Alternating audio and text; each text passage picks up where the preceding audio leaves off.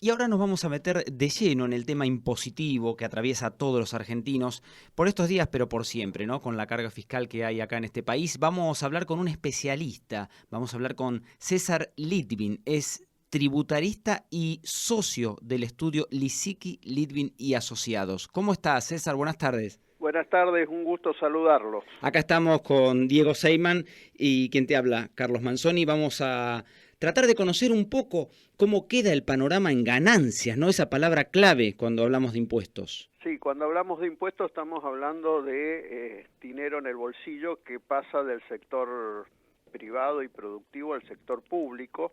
La realidad es que va a haber algunos beneficiados en forma temporal donde van a dejar de pagar impuestos a las ganancias por un tiempo, que son aquellos de los que ganan de bolsillo. Esto es importante decirlo porque la gente sabe cuánto le llega al bolsillo, no el bruto, de bolsillo 124.500 pesos, que es el equivalente a los 150.000 brutos. Quiere decir que todos aquellos que ganan hasta 124.500 pesos van a dejar de pagar impuestos a las ganancias y además se van a encontrar que cuando cobre las próximas remuneraciones le van a devolver lo que le retuvieron en enero, febrero y marzo, con lo cual van a estar muy contentos, ¿sí? Pero esto es temporal. Esto es temporal. ¿Por qué es temporal? Es temporal porque justamente no se están tomando las medidas de fondo para contemplar una realidad que no se puede tapar el sol con las manos, que es la inflación. Entonces, digo que es temporal porque en las próximas paritarias seguramente alguien que está cerca de los 124.500 va a conseguir alguna recomposición salarial y con esa recomposición salarial nuevamente va a volver a pagar el impuesto a las ganancias. ¿Cuáles son los 4 puntos que debería haberse debatido y contemplado y no lo hacen? En primer lugar, el índice de actualización es un índice salarial que se llama RIPTE y es un índice que va siempre detrás de la inflación.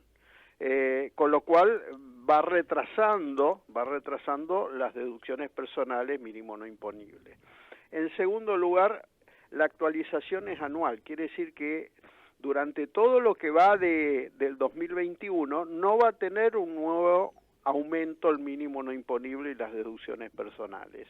Y eso significa la transitoriedad que tiene o de alguna manera vamos a llamarlo en términos médicos el analgésico que representa esta medida, pero que no es un verdadero antibiótico. Entonces, la propuesta sería aumentar los índices por costo de vida, precio al consumidor, y hacerlo más de una vez al año, mínimamente 2 veces al año. En tercer lugar, no se están aumentando las tablas. Para que la audiencia entienda, las personas humanas pagamos impuestos a las ganancias en forma progresiva, con alícuotas que van subiendo a medida que aumenta el ingreso, y empiezan en el 5% y terminan en el 35%. Como esos porcentajes están vinculados con montos en pesos, si no se tocan esos montos en pesos, cada vez el escalón se va achicando más y es muy fácil llegar al 35%. Por ejemplo, acá quedan 3 categorías de asalariados. La primera categoría, aquellos que ganan hasta 124.500 de bolsillo. Esa categoría es la más beneficiada, es una gran cantidad de asalariados que van a estar contentos por un tiempo. La segunda categoría es los que ganan 124.500 a 145.700 pesos de bolsillo siempre, que son los que van a tener que esperar que haga el Poder Ejecutivo con las deducciones. Si les va a aumentar un poco más, yo supongo que va a ser un leve aumento de deducciones, con lo cual va a tener un leve respiro en el bolsillo. Y la tercera categoría son los que ganan más de 145.700 pesos de bolsillo, no tienen ningún beneficio con esta reforma.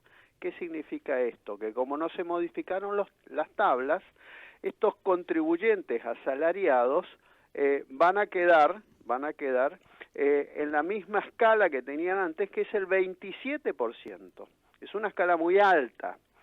¿Y por qué digo que todo esto es transitorio? Que genera un alivio, por supuesto, aquel que estaba pagando impuesto a las ganancias y deja de pagarlo, recibe un alivio, pero va a ser transitorio porque a lo largo del año es esperable que la inflación siga y es esperable que también haya alguna recomposición salarial. Pero, año electoral, me imagino, ¿no? César, estamos con César Litvin, que es tributarista, pero más allá de eso, las fórmulas cambiaron de modo permanente, digo, porque está bien, va a ser transitorio el alivio para los que cobran, pero esta nueva normativa es de forma permanente, pero el problema va a ser que la inflación y las paritarias van a correrle los topes y entonces van a volver a caer en lo que no caían. ¿Entendés lo que te estoy planteando de forma desordenada? Diego, es así. Cuando hablamos de pesos, de montos de deducciones en pesos, que es como tener un helado en la mano, ¿sí? Y no se modifican, y la inflación es dinámica y sigue su curso, lo que va a generar es que las recomposiciones salariales van a provocar que aquel que hoy está muy contento porque deja de pagar, mañana, en algún momento que tenga una recomposición salarial o un aumento de salario, va a volver a pagar, pero mucho, porque ya cae en la escala de los escalones más altos, cercanos al 27, 30, 35%. Porque están muy cerquita los escalones. Exacto, son muy cortitos esos escalones. ¿Sí? César. Yo digo así para que la audiencia lo entienda.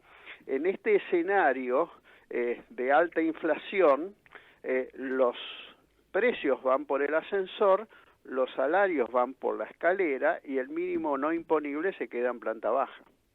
O sea, con lo que puede pasar también acá, César, es que se van a solapar, ¿no? Los sueldos y los salarios. Alguno que gane más, pero que la alícuota le pegue más en el bolsillo, quizás se acerque a otro de jerarquía inferior en cuanto al salario y se produzca el famoso solapamiento, que ya pasaba en algún momento. Es el incentivo al ocio en relación al trabajo. Claro. ¿Sí? Cuando las escalas son progresivas y los saltos son abruptos, hay gente que no quiere hacer horas extras o hay gente que no quiere tener mayores responsabilidades con ascenso porque con más responsabilidad, con más carga de trabajo, le llega menos al bolsillo. Laburo gratis, claramente. Bueno, ese es el pensamiento. Un tema muy importante que quiero decir. Sí, acordate de empresas, que tenemos poco tiempo, y un parrafito de cómo quedan las pymes, las empresas. Sí, primero quiero decir, los autónomos son los grandes perjudicados, claro, desde hace mucho tiempo. Un autónomo que gana 124.500 pesos, si es soltero, paga al año 210.000 pesos y si es casado con 2 hijos, 110.000 pesos. Y el asalariado no paga si gana 124.500. Claro. Esto vulnera la igualdad ante la ley, la igualdad tributaria. Igual capacidad económica, uno paga y el otro no paga. Esto es obsceno. Pero y cuando vos te vas con la Biblia en la mano, o sea, la ley, le decís, esto no correspondería, no es legal, ¿qué te dicen del Ejecutivo, del Legislativo?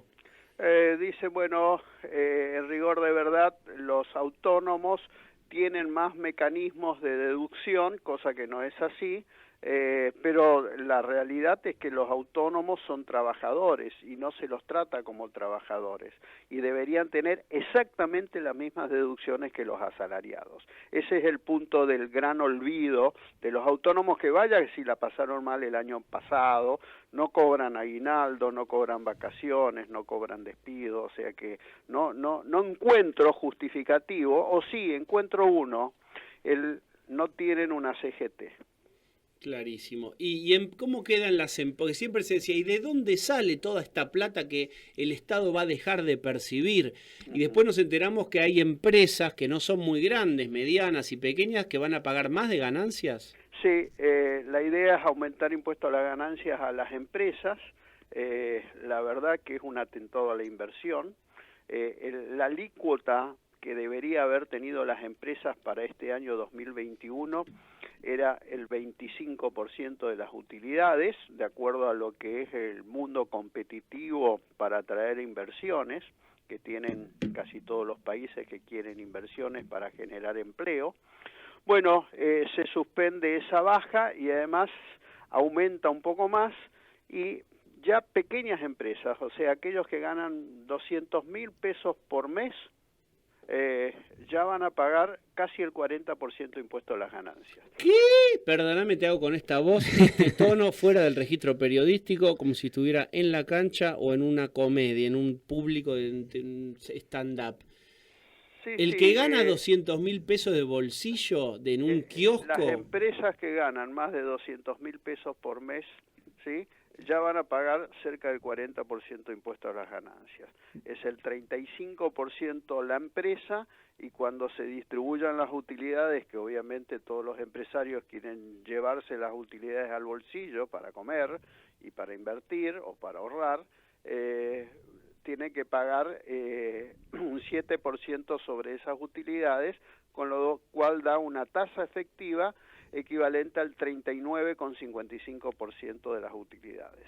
Bien. Bueno, César, nos quedamos Eso así, nos quedamos genera, mudos con Diego. Digo, un segundo más, esto genera el círculo vicioso de la pobreza. Más impuestos, menos inversiones, menos empleo, menos consumo, menos actividad económica, más pobreza, más planes sociales, más gasto público. Tremendo. Bueno, César, te agradecemos muchísimo, como siempre, clarísimos tus conceptos. Un abrazo grande. Igualmente para ustedes. Buena jornada. César Litvin.